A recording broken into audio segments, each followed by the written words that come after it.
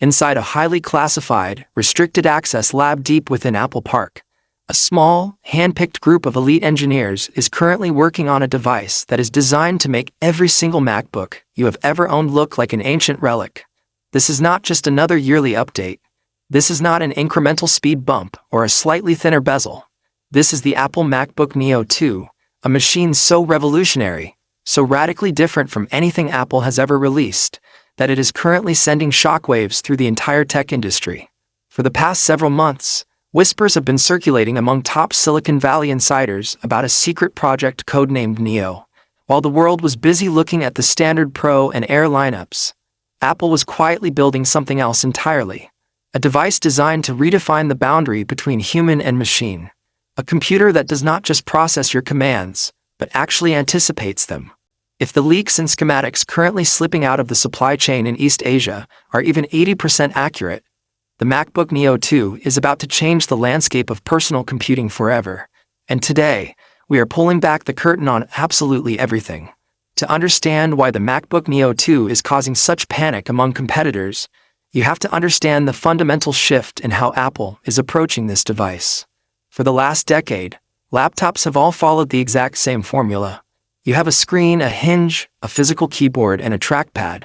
But Apple realizes that this formula has reached its absolute limit. There is only so much faster a traditional chip can get, and only so much thinner an aluminum chassis can become before it bends. The MacBook Neo 2 throws the entire traditional blueprint into the trash. Let us start with the most striking, mind-bending feature that you will notice the very second you open the lid. The physical keyboard is completely gone. In its place lies a seamless, edge-to-edge secondary display utilizing Apple's proprietary virtual tactile interface. Now, before you roll your eyes and think of the failed Touch Bar or other dual-screen laptops that felt like cheap gimmicks, listen to how Apple solved the ultimate problem of virtual typing. Through a breakthrough technology called localized haptic deformation, the surface of the lower glass deck actually physically reacts to your fingers. When your finger approaches the glass, microvibrations and electromagnetic pulses simulate the exact, physical sensation of pressing a mechanical key. You do not feel like you are tapping flat glass. Your brain is completely tricked into feeling the depth, the travel, and the satisfying click of a real, physical scissor switch key. But because this keyboard is entirely digital, it adapts to whatever you are doing.